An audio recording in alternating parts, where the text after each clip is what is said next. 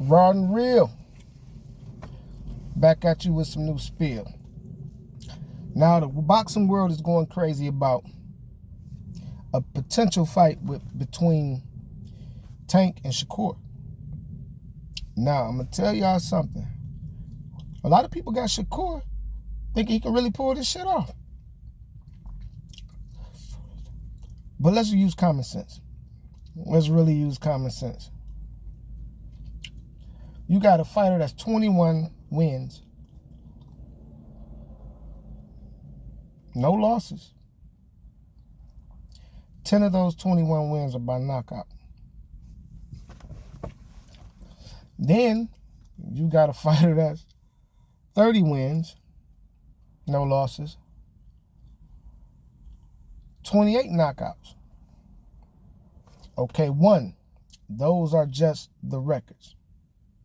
Now let's examine the fighters. Shakur Stevens,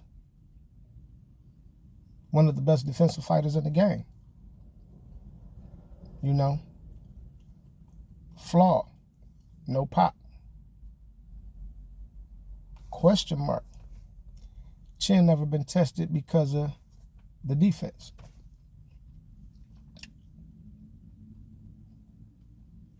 So, then you got Tank. Battle tested, been in there with the great punchers. Ring IQ crazy, but they don't give him credit because the power gets him up out of there.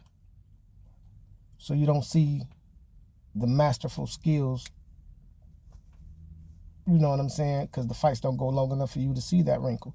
But you did see that wrinkle when he fought Cruz with one hand. You did see that. And you got to think about that. That was one hand. And I think really that's the only reason Cruz went the distance. But anyway, back to this.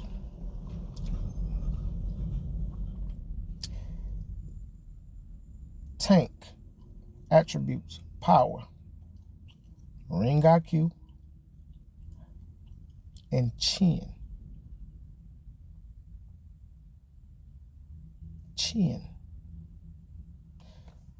That's the secret ingredient to his power. And y'all ain't feeling me on this, but that's the secret ingredient to his power. I can take your shit. Now let's see if you can take mine. Then the mental aspects, the psychological effects start to fuck with your opponent. Because they know they done hit you with their best shit. 12-round fight. Shakur and Tank, a 12-round fight. You think Tank is not going to land one of them bombs? You think Shakur just going to go through this fight gracefully unscathed? Y'all got to be realistic. Shakur never had his Floyd Mayweather, Shane Mosley test. He never had that because his defense that good. And he never fought a fighter of that caliber to give it to him. Shane had the experience. And the experience was probably which led him to leading that shot and getting that shot off. In this particular situation, Tank has more experience than those guys. But he's also the most deadliest puncher with the greatest chin. So what I'm trying to get you guys to understand and see, now I'm not saying Shakur can't beat him. Everybody's beatable. But I'm trying to get you to understand, I'm wondering, can y'all give me how? With all the attributes of both fighters that I just named. On your common sense level, how? Tank done fought power punchers like Gamboa, all these. He done fought them. Like I said, I'm going to eat your shit, and I'll see if you could take my shit. He bring that game to Shakur. What you gonna do? Something gonna rock him, something gonna hurt him. And it's not like Tank is one of these power punchers that's like George Foreman. Slow, but just woof, woof. This shit coming fast. Bow, bow, bow. You know what I'm saying? It's coming fast. And hard. So I'm just trying to get y'all to see where I'm coming from with the conversation, because just to make y'all reevaluate and really think. What he gonna do? He can't keep him off. You think you gonna outpoint Tank all night? And you think the referee's gonna give it to you because you done scored, what was that last fight? Something like 67 punches, but 43 of them was jabs. You think you're gonna be a world champion and the judge is gonna see you beating a world champion with just jabs? No, they're gonna go by decisive blows. The hardest blows, decisive blows, and who's pressing the fight. You know what I'm saying? I'm just trying to give y'all some game, because y'all putting a lot of stock in Shakur. I'm not saying he's not good, but he's no Floyd Mayweather. And this is what y'all fail to realize. When Shakur fight punchers that can fight, or that got popped, he played a stay away game. He keep it safe. He keeps it safe.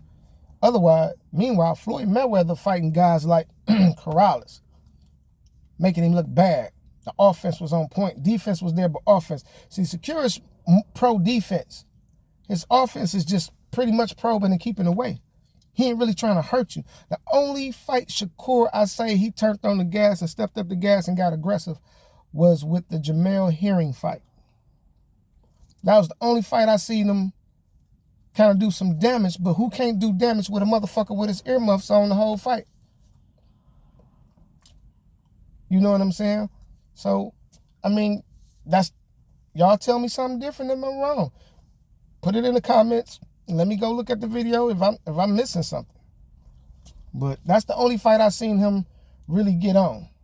And I think just because Jamel was older and, you know, all that shit played a factor in it too. But y'all tell me, man, y'all got to open your eyes. I don't see it. Only way I could see Shakur winning that fight if he accidentally probably cut Tank or some shit like that. You know what I'm saying? And they stop it on cuts and he win on the points or some shit like that. But, I mean, that's really the only way I could see incoming call. Press the pickup button to answer. Shit. That's the only way I can really see him, you know what I'm saying, winning. But if y'all got something else deep, man, please comment. Talk to me, because I'm here to talk to y'all. Raw and real. Keep it real.